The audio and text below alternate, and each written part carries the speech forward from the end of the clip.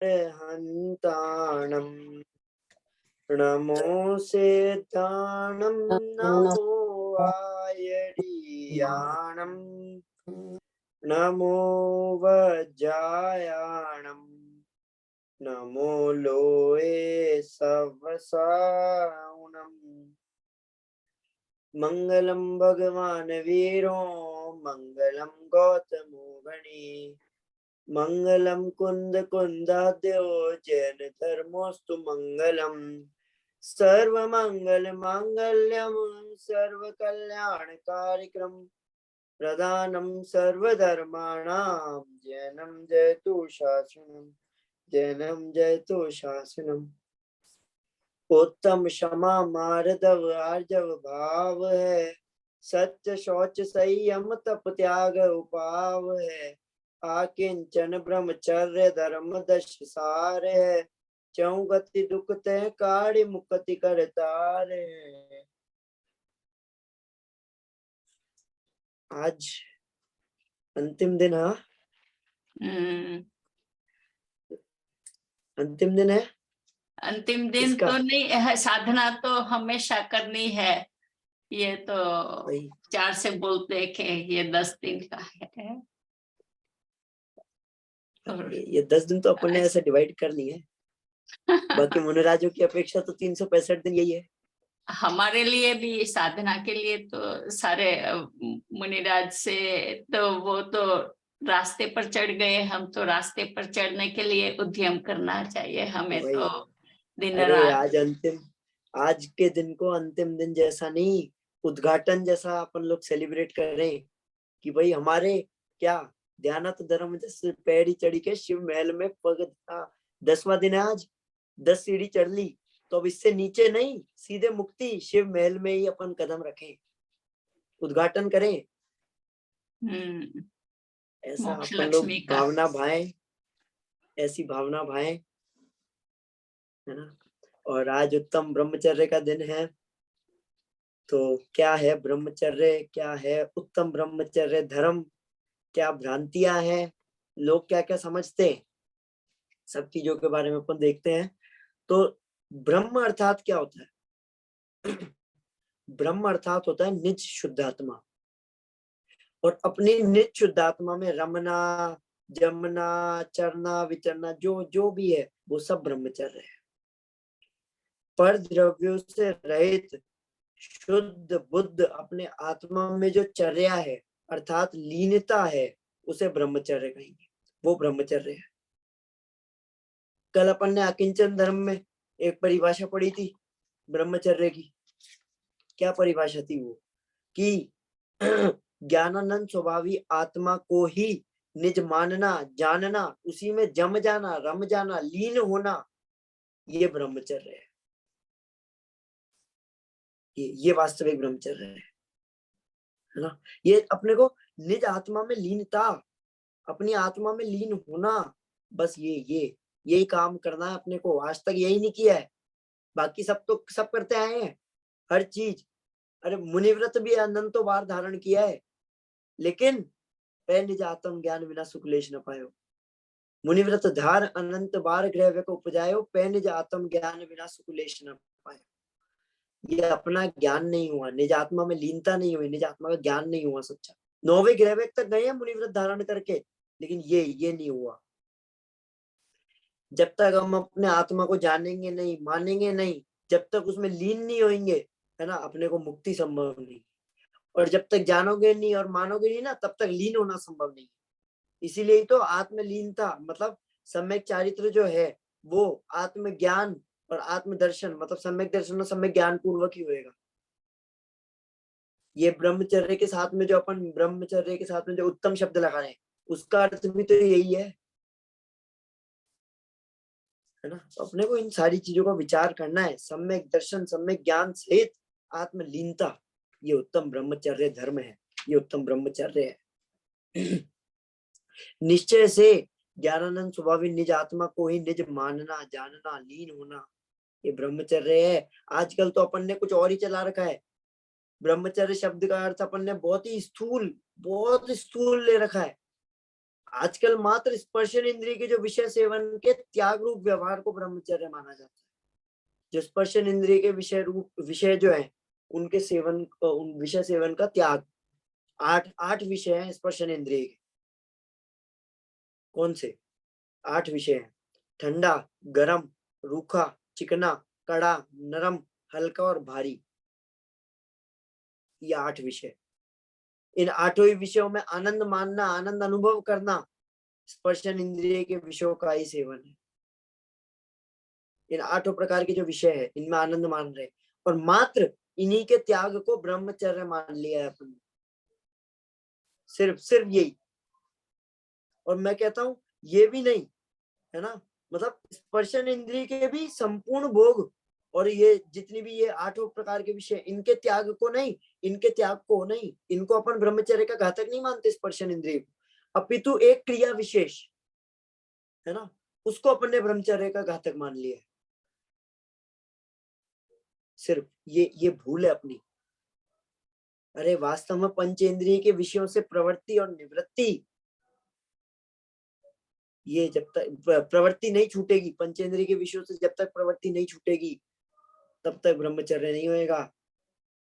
आप कहोगे शास्त्रों में तो मात्र ये 2 ही चीजें लिखी है कि काम और भोग के त्याग को ब्रह्मचर्य कहते हैं। अरे जरा विचार करो एक बार। समय सार के अंदर चौथी गाथा की टीका के अंदर आचार्य जयसेन लिखते हैं क्या कि काम में क्या आ गई? स्पर्शन और रसना इंद्रिय आ गई, और भोग के अंदर घ्राण, चक्षु और कर्ण इंद्रिय आ गई। मतलब 5 इंद्रिय समाहित है ये काम भोग। अगर आप सिर्फ ये काम भोग को ही समझ रहे हो ना कि काम भोग के त्याग का नाम ब्रह्मचर्य है, तो काम और भोग है क्या? काम और भोग अर्थात पंचेंद्रिय विषयों का त्याग, ये पंचेंद्रिय विषयों की निवृत्ति, ये है वास्तविक। हम लोगों ने तो सिर्फ एक क्रिया विशेष को समझ लिया है। अरे आत्मलीनता पूर्वक पंचेंद्रिय के विषयों से जब निवृत्ति होएगी, पंचेंद्रिय विषयों का त्याग होएगा, वो ब्रह्मचर्य है, वो वास्तविक ब्रह्मचर्य है। वो उसका चिंतन करना है।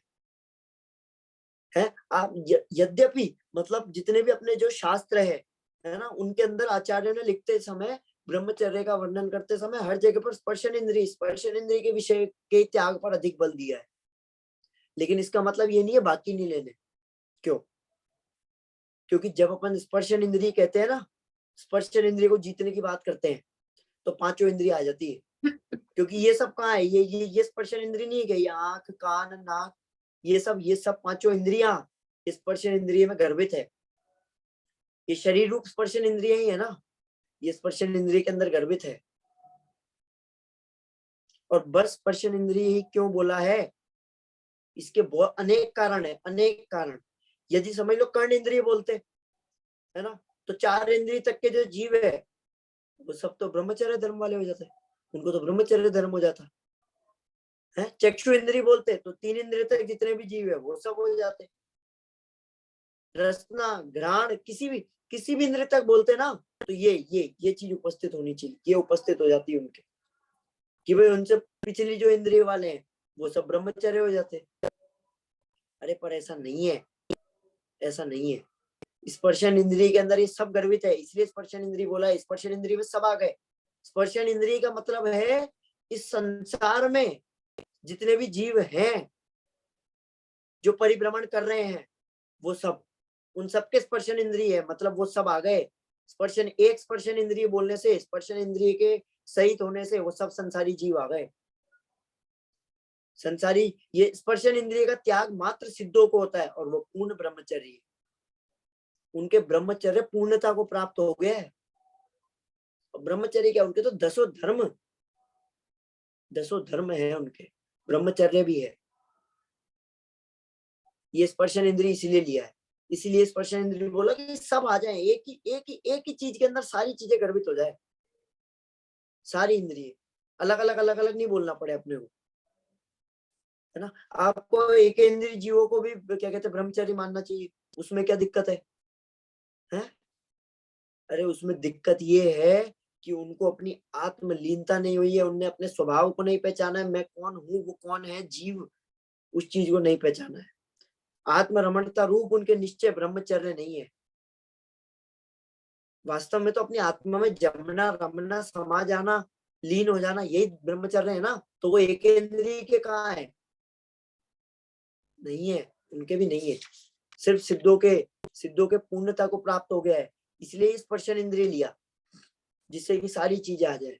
और रसनादि 4 इंद्रियां ना तो, मतलब जो रसनादि 4 इंद्रियां हैं, मतलब रसना, घ्राण, चक्षु और कर्ण, ये ना होना तो भी सांसारिक जीवन चल सकता है। ये चारों नहीं होंगे ना तो भी सांसारिक जीवन चलेगा, लेकिन स्पर्शन इंद्रिय के बिना नहीं चलेगा। स्पर्शन इंद्रिय तो उसके होगी होगी। अरे किसी की आंख फूटी हो, कान खराब हो, कान से कुछ सुनाई नहीं देता हो, कान हो ही ना, तो क्या उसका जीवन खत्म हो गया क्या? नहीं, जीवन नहीं खत्म हुआ उनका। लेकिन अगर ये किसी के स्पर्शन इंद्रिय ना हो तो उसका जीवन नहीं होएगा। फिर स्पर्शन इंद्रिय मात्र एक ही पद ऐसा है जिस पर स्पर्शन इंद्रिय नहीं रहती, वो है सिद्ध। सिद्ध दशा, एक ही दशा ऐसी है जब स्पर्शन इंद्रिय हमारे नहीं रहती है ना। इसीलिए ये आंख, कान, नाक और रसना, ये सब पे, इन सब के, और इतने इतने कारण बता सकता हूं मैं। इन सब के कारण, इन सब के जो विषय भोग है, मतलब आंख, नाक, कान और रसना जो है, इन सब का सेवन जो कभी कभी होता है। आंख आप बंद कर लोगे, आपके पास में फैसिलिटी है ना। और कान आप बंद कर सकते हो, नाक आप बंद कर सकते हो। मुंह में जब कुछ खा रहे हैं तभी रसना इंद्रिय का वो, क्या कहते हैं, विषयों का वो हो रहा है। लेकिन ये स्पर्शन इंद्रिय है, स्पर्शन इंद्रिय है, इसको कभी नहीं छोड़ा जा सकता, इसको कभी बंद नहीं करा जा सकता। आपको हमेशा सर्दी, गर्मी, रूखा, चिकना, कड़ा, नरम, हल्का, भारी, किसी न किसी चीज का अनुभव होता रहेगा। कभी भी देख लेना, कभी भी देख के लेना, सबको पता है ये चीज।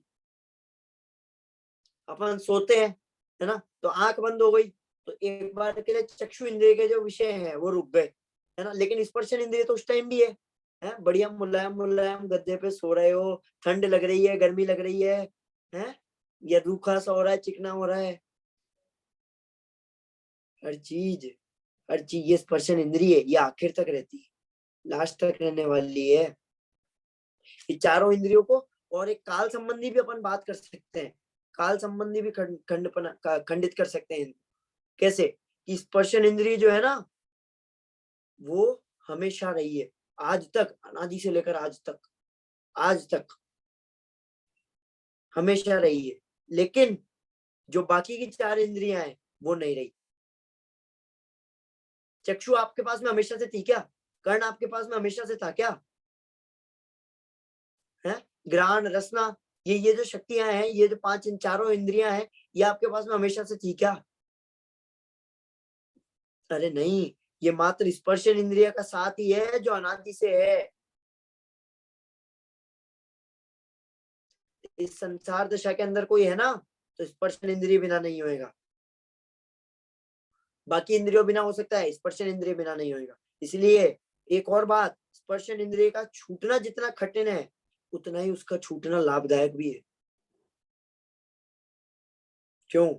क्योंकि इसके छूट जाने पर जीव को मोक्ष की प्राप्ति हो जाती है। जिसको जिसको ये इंद्रिय छूट गई, एक बार पूर्णता छूट जाए ना तो वापस नहीं आएगी, फिर वापस आने की कोई फैसिलिटी नहीं है।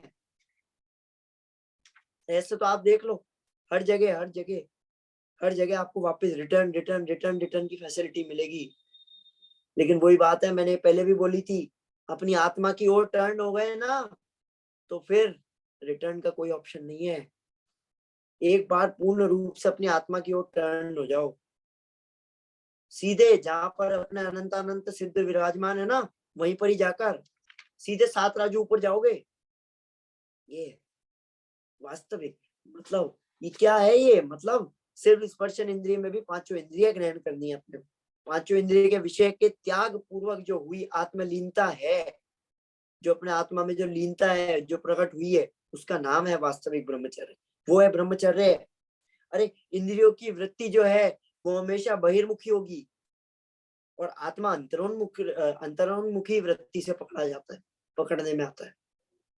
ये इंद्रिया जो है ये हमेशा बाहरी विषय को जानेगी। आंखें किसको जाने? आंखें आत्मा को देख सकती है क्या? नहीं देख सकती है। रसना इंद्री चख सकती है कि आत्मा भाई क्या क्या टेस्ट है आत्मा का, मीठा है, खट्टा है, चरपड़ा है, कषायला है? कैसा है हमारा आत्मा? नहीं कर सकती। कोई सी भी इंद्रिय नहीं कर सकती। ये पांचों इंद्रियां, ये इंद्रियों की वृत्ति हमेशा बहिर्मुखी रहेगी, बाहर की ओर ही रहेगी। लेकिन ये आत्मा जो है, ये तो अरस है, अरूपी है, अस्पर्शी है। इसमें पर की कुछ गंध नहीं है।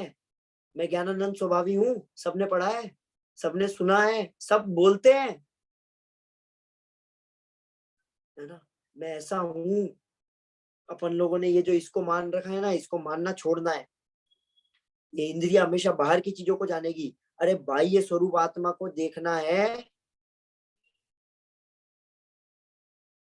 ना, तो आप नहीं देख पाओगे, क्योंकि बाह्य स्वरूप आत्मा है ही नहीं। और ब्रह्म स्वरूप आत्मा को देखना है तो वो अंतर में दिखेगी और कहीं नहीं दिखेगी। आत्मा अपने अंतर में झांकने से दिखाई देता है, बाहर में झांकने से नहीं। अरे इंद्रिया जो है ना, वो पर को जानने में, पर को देखने में ही निमित्त है, आत्मा को देखने में नहीं। सभी इंद्रियों के जितने भी गेट है ना, सभी इंद्रियों के जो दरवाजे हैं, ये बाहर की ओर खुलते हैं, सब बाहर की ओर। आंख जो है, आंख, कान, नाक, सभी इंद्रियों के दरवाजे बाहर की ओर खुलते हैं। और अपना आत्मा तो अंदर है, अंदर की ओर नहीं खुलते हैं। अंदर की ओर विराजमान जो अपना तत्व है, ज्ञायक है, शुद्ध आत्मा है, मैं जो हूँ, उसकी ओर, उसका ज्ञान कराने में इंद्रिया निमित्त नहीं है। ये वास्तविक स्वरूप, ये चीज अपने को समझनी है। अरे मैं अरस हूँ, अरूपी हूँ, मेरा ग्रहण ये अरस। अच्छा, अरस का ग्रहण रसना इंद्रिय से हो सकता है क्या? मेरे को बताओ, है? या जिसमें कोई गंदी नहीं है उसका ग्रहण ग्रहण इंद्रिय कर दे? नहीं, जो देखा ही नहीं जा सकता, अस्पर्शी, अरूपी, उनका ग्रहण ये चक्षु और स्पर्शन इंद्रिय कर देगी क्या? अरे नहीं, नहीं कर सकती है, नहीं कर सकती है, नहीं है। अपनी अंतरोन्मुखी, अंतरोन्मुखी आत्मा, अंतरोन्मुखी वृत्ति से ही अपने को आत्मा पकड़ में आएगा। अरे लोग कहते हैं झूठा है संसार, आंख खोलकर देखिए, है ना। दादा दादा ने क्या लिखा? अरे साचा है आत्मा, आंख बंद करके देखिए। अरे जब ये आंख बंद हो जाएगी, जब ये पंचेंद्रिय विषय के भोगों से हमारी चाह जो इनकी ओर दौड़ रही है, बार बार दिन रात इन्हीं के पीछे भाग रहा है, जब इनकी चाह खत्म हो जाएगी ना, तब तब तब तुम्हें अपनी आत्मा दिखेगी। जब तुम आंख बंद करोगे, जब इनकी ओर से दृष्टि हटाओगे, आंख बंद करो मतलब क्या, इनकी ओर से जब तुमने दृष्टि हटा ली और अपनी ओर लगा ली, तो तुम्हें पता चल जाएगा क्या है वास्तविक आत्मा, मैं कौन हूं। तब आत्मा दिखाई देगा। अरे देखो, वास्तव में आत्मा एक समय में एक ही चीज को जान सकता है ना। अब एक में ही लीन हो सकता है, एक ही चीज को जान सकता है। तो अगर तुम पर कोई जानने में उसी में लीन होने में, बस पर में लीन हो गए, है ना, तो तुम अपने आत्मा को नहीं जान पाओगे, अपने आत्मा को लीन नहीं, अपने आत्मा में लीन नहीं हो पाओगे। संभव ही नहीं है कि तुम हो जाओ, संभव नहीं है। अरे इंद्रियों के ज्ञेय एवं भोग दोनों प्रकार के विषयों के त्याग पूर्वक आत्मलीनता ही वास्तविक ब्रह्मचर्य है, निश्चय से ब्रह्मचर्य है। समझते हैं अपन इन चीजों को, क्या है? अरे अपनी आत्मा में लीन हो जाने का नाम ही ब्रह्मचर्य है।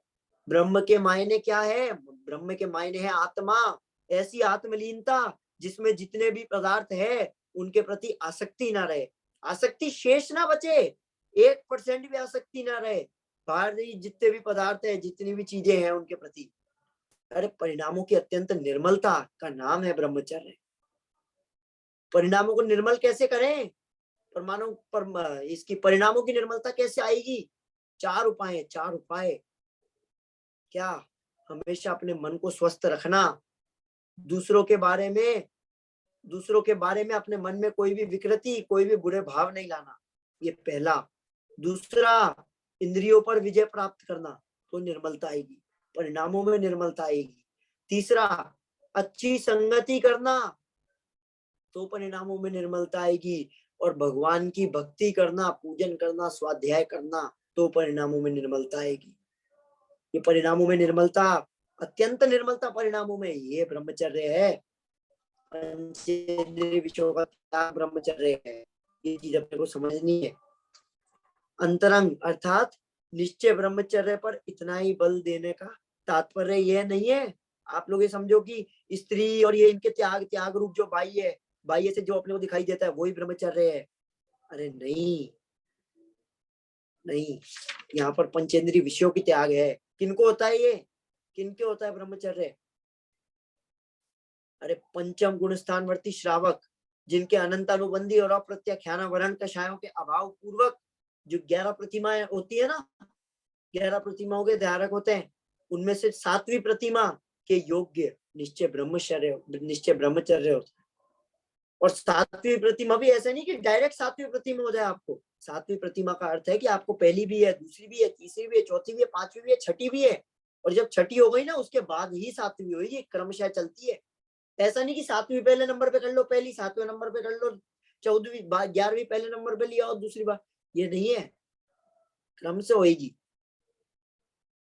उनके साथ साथ स्व स्त्री के सेवन आदि के त्याग रूप बुद्धि पूर्वक जो प्रतिज्ञा होती है वही वास्तव में व्यवहार ब्रह्मचर्य है। क्या है व्यवहार ब्रह्मचर्य? निश्चय ब्रह्मचर्य के साथ स्व स्त्री के सेवन आदि के त्याग रूप बुद्धि पूर्वक जो प्रतिज्ञा होती है वो है व्यवहार से ब्रह्मचर्य। अरे अपन लोग पंक्तियां बोलते हैं ना, क्या है? शील बाण नौराक ब्रह्म भाव अंतर लखो। अरे हमें अपने शील की रक्षा 9 बाण पूर्वक करनी है, 9 बाण पूर्वक करनी चाहिए, और अंतर में अपने आत्मा को देखना, अनुभव करना चाहिए। ये शील बाण नो राख ब्रह्म भाव अंतर लखो है। अपन बाहरी जितनी भी चीजें हैं उनकी रक्षा के लिए तो अपन 10 सिक्योरिटी सिस्टम, ये है पहले ये layer, first layer of security, second layer of security, third layer of security, ऐसे 10 लेयर बना देंगे। अरे वैसे ही अपने को शील की रक्षा करनी है ना, ये शील भी एक रत्न है, इसकी रक्षा करनी है ना, इसके लिए भी ये 9 बाण है। अरे हम काय से कुशील का सेवन नहीं करें, कुशील पोषक वचनों का वचन भी नहीं बोले, मन में भी कुशील सेवन के विचार ना उठने दे। ऐसे ना हम स्वयं करें, ना दूसरों को करावे, और ना इस प्रकार के कार्यों की अनुमोदना करें। क्या करना है अपने को? अपने अंदर ही तो दृष्टि करनी है बस, है ना? ये आप सोच लोगे कि यार ब्रह्मचर्य का वर्णन जो है ये तो मुनिराजों की अपेक्षा है, मुनिराजों की अपेक्षा किया जाता है, 10वें धर्म जो है ये तो मुनिराजों की अपेक्षा है, हमारे हम कैसा पाल लें?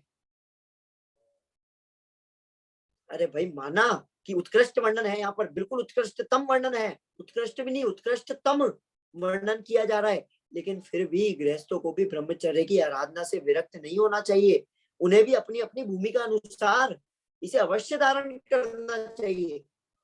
अरे जिनकी शादी हो गई है वो ये नहीं नियम ले सकते कि बाकी भी जितनी स्त्रियां हैं, बाकी भी जितनी भी पर स्त्री है ना, उन सब पे सेवन का तो त्याग कर सकते हैं ना, उन सब पे अगर अपन वो ले, उन सब से तो अपन विमुख हो सकते हैं ना। जिनकी शादी नहीं हुई है वो तो एक एक अपनी एक सीमा सेट कर सकते हैं। अपनी अपनी भूमिका अनुसार इसको क्यों धारण नहीं कर रखा है हमने? है अपन सिर्फ ये बोलकर मुनिराजों पे बिल फाड़ कर छोड़ देते हैं कि ये तो सिर्फ मुनिराजों पे होएगा, हमारे नहीं होएगा। अरे भाई करो तो भूमिका अनुसार, अपनी अपनी भूमिका अनुसार अपने को करना चाहिए। ये ब्रह्मचर्य आत्मा का धर्म है, उसका सीधा संबंध आत्महित से है। आजकल तो लोग इसको लौकिक प्रयोजनों की सिद्धि के अंदर कर रखा है, लौकिक प्रयोजन का सिद्धि मान रखा है, डिग्री मान रखी है, डिग्री मानते हैं आजकल इसको, है उपाधि है ये, ब्रह्मचर्य है तो मतलब ब्रह्मचर्य ओहो उत्कृष्ट। अरे भैया तुम जो ये मान कषाय का पोषण कर रहे हो ना इस चीज से, डिग्री बना दी है ये मत करो।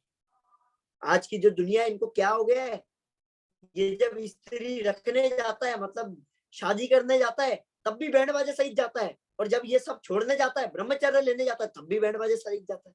अरे ग्रहण करना और त्याग करना दोनों एक ही बात है क्या? है सबको पूरा माहौल, सब भीड़ भाड़ में ब्रह्मचर्य लेना चाहते हैं, जिससे कि जितने ज्यादा लोगों को पता चलेगा कि मैंने ब्रह्मचर्य लिया है। पंच कल्याणों में 20-20 हजार लोग आए, उनके सामने जाके मन में कुछ ही नहीं है, उनकी कुछ हो, उनका नाम हो, बाह्य रूप से, अंतरंग उनके कुछ भी नहीं हुआ है उत्पन्न, बहिरंग रूप से, बाह्य रूप से दिखाई देता है, बाह्य रूप से जाके ले लेते हैं कि नाम होएगा। अरे वास्तविक स्वरूप समझना चाहिए, वास्तविक स्वरूप ब्रह्मचर्य का क्या है। आपने जो ये बना रखा है ना, इसको डिग्री या अपने प्रशंसा या मान आदि कषायों का पोषण करने का कारण ये नहीं है। वास्तव में अपने को सच्ची चीज समझनी है। और जब भी ब्रह्मचर्य की बात चलती है ना, तो सब लोग क्या कहते हैं ना कि हर जगह आप देखोगे कि नारियों की निंदा की जाएगी। हर हर हर हर इस मामले में जो भी बात चलेगी ना, हर जगह नारियों की निंदा होगी। आपको पूजन में भी तो लिखा है, संसार में विश्वेल नारी तज गए जोगीश्वरा, लिखा है नहीं लिखा है? तो इसमें भी नारी लिखा, नर क्यों नहीं लिखा? नर क्यों नहीं लिखा? अब आप भाई आप तर्क दे दो कि यार पुरुषों ने लिखी है तो नारी लिख दिया, अगर कोई स्त्री लिखती तो वो ऐसा लिख देती, संसार में विश्व वृक्ष नर सब तज गई जोगीश्वरी, ऐसा लिख देती, है ना। इसमें क्या है? अरे भाई, नारी शब्द से सभी नारियां आ जाती है, ये बात आपकी। नारी शब्द एक तो सबसे पहले इसलिए लिया क्योंकि इसमें सभी नारियां आ गई, माता भी आ गई, बहन भी आ गई, पुत्री भी आ गई, सब सब सब जितनी भी नारियां सब आ गई। माता बहन और माता बहन पत्नी स्त्री पुत्री ये नहीं ले सकते थे वो, नारी शब्द उन्होंने इसलिए लिया। और दूसरी चीज, नारी शब्द का आशय, नारी शब्द का आशय अपन ने जो स्त्रीलिंग स्त्रीलिंग स्त्रीलिंग कर लिया है ना, सब ये नहीं है। नारी शब्द का आशय यहाँ पर इसलिए लिया है कि नर के हृदय में नारी के लक्ष्य से उत्पन्न होने वाले भोग के भाव, दोनों दोनों अपेक्षा लेना है अपने को। विपरीत जेंडर, विपरीत सेक्स के प्रति जो आकर्षण का भाव है, जो विश्व बेल, वही विश्व बेल है, वही वास्तव में विश्व बेल है। या नारी से सिर्फ ऐसा करे, पुरुष तो ऐसे छाती चौड़ी कर ले, अरे हमारे क्या ये है विश्व बेल, तो हम तो सही है, हम तो फ्री है, हमारे को तो कोई, हमारे यहाँ तो किसी ने नाम ही नहीं लिखा कहीं पर। अरे भाई, दोनों की बातें हैं, दोनों के हृदय में जो आकर्षण है एक दूसरे के प्रति, वो विश्व बेल है वास्तव में, संसार में वो विश्व बेल है। वो पूजा का भाव, वो पंक्तियों का भाव नहीं समझते ना। बहुत साल पहले हमारे मंदिर में एक औरत, वो बहुत ही गुस्से हो गई थी, बोलते कि क्यों आप नारियों को ही ब्लेम करते हो, क्यों इसमें ऐसा लिखा है। तो वही, वो वास्तविक भाव नहीं समझते, उन्हें किस अपेक्षा लिखा है, अपेक्षा समझोगे तो सब समझ में आ जाएगा। अरे एक और बात कहता हूँ, देखो, धन गया तो कुछ नहीं गया, क्योंकि वो तो हमारा था ही नहीं, है ना। स्वास्थ्य गया तो चलो आप ले भी लो कि भाई कुछ गया, लेकिन अगर शील गया ना, शील, तो सब कुछ गया, सब गया, कुछ बाकी नहीं रहा आपके पास में, कुछ नहीं है, सब गया। इस शील की रक्षा करनी है अपने को। क्या है ये वास्तविक शील, क्या है ब्रह्मचर्य, इसको इसको जानना है। अरे अपने ब्रह्म स्वरूप में रमण करने के लिए उपदेश देते हैं कि सब कुछ पढ़ने का सार है आत्म तत्व में लीनता है, क्योंकि कमल के बिना सरोवर शोभा नहीं देता, आंखों के बिना चेहरा शोभा नहीं देता, अरे कलश के बिना जो अपना जिन मंदिर है ना, वो शोभा नहीं देता। उसी तरह शील के बिना ये मनुष्य का जीवन शोभा नहीं देता, जीवन व्यर्थ है, व्यर्थ है। अपनी अपनी भूमिका अनुसार अपने को इसका पालन करना चाहिए। अरे काम के लिए नहीं, आत्म राम के लिए पुरुषार्थ करो। आप तो एक काम भोग इन्हीं और पंचेंद्रिय के विषय इन्हीं इन्हीं चीजों के अंदर लग रखे हो। अरे कल्पना करो, किसी व्यक्ति के बहुत बुरे, मतलब कैसे बताऊं, इतने बड़े बड़े नाखून है, इतने बड़े बड़े, है ना, और एकदम ऐसे नुकीले पॉइंटेड, वो सुबह सुबह ऐसे धार, मतलब उनको ऐसे मिलता है जिससे बिल्कुल पॉइंटेड हो जाए, है ना, इतने बड़े बड़े नाखून है, और उसको खुजली हुई उस व्यक्ति को बहुत भयंकर वाली, और उसने खुजला तो क्या हाल होएगा उसका? अरे लहूलुहान हो जाएगा, लहूलुहान, लहूलुहान हो जाएगा। उसी तरह वर्तमान में तीव्र भोगों की अभिलाषा है, और भोगों की सामग्री भरपूर है ना। ऐसी दशा में व्यक्ति भोगों में लिप्त हो रहा है, वो भोग उसको क्या कर रहे हैं, लहूलुहान कर रहे हैं, उसको अपने स्वरूप तक, वास्तविक स्वरूप तक नहीं पहुंचने दे रहे हैं। हम ये इनके भोगों के अंदर शरीर आदि, ये शरीर आदि तो चलो फिर भी समझ में आता है। आजकल तो मोबाइल को अपन ने एक अलग वो भोग बना रखा है। Electronic device, mobile, laptop, screen जितने भी हैं, हैं? वो इनके सब आजकल वो नंबर 1 आ जाता है सबके वही। पहले। अरे भाई विचार करो, ब्रह्मचर्य का मतलब है इंद्रियों का दमन करना। और इंद्रियों का दमन करना भी नहीं, ऐसा नहीं कि किसी स्त्री को कोई स्त्री दिख जाए तो आप आंख बंद करके चलो, उनको देखना ही नहीं उनकी तरफ, ऐसा भी नहीं है। देखना गलत नहीं है, देखते रहना गलत है ना। वासना उत्पन्न ना हो उनके प्रति, वास्तव में यह है उत्तम ब्रह्मचर्य धर्म। ये इसको समझना है अपने को, यह है वास्तविक धर्म। अरे अपने आप पर रींजना, स्वयं पर मोहित होना ही ब्रह्मचर्य है। मतलब अपनी आत्मा पर, अरे देखो तो उसके अंदर कमी है क्या कोई? अरे विश्व का सुंदरतम तत्व मैं स्वयं हूँ। जब ये अनुभव होता है ना, तब जगत जगत जो है, जितना भी आपको दिखाई दे रहा है ना, जितने भी लोग, पर वस्तु, जितनी भी चीजें हैं, ये सब राख का ढेर दिखाई देती है। और तब जब वो राख का ढेर दिखाई दे गई, तब जो स्वयं में लीनता, जब स्वयं की लीनता से जो आनंद उछलता है ना अपने अंदर, है ना, कि मैं कौन हूँ, अरे मैं तो दुनिया का सबसे सुंदरतम सर्वोच्च द्रव्य हूँ, सर्वोच्च तत्व हूँ। वो उसी का नाम है ब्रह्मचर्य। वो है वास्तविक ब्रह्मचर्य। अपने स्वयं में लीनता, स्वयं में जमना, स्वयं में रमना, वो है ब्रह्मचर्य। अपने अंदर भी ऐसा आनंद उछले। कैसा है, कैसा कि विश्व का सबसे सुंदरतम तत्व मैं हूं। अपन अपनी आत्मा पर रीझे, स्वयं पर मोहित हुए और उत्तम ब्रह्मचर्य धर्म धारण करें। इसी मंगल भावना से मैं अपनी बात को विराम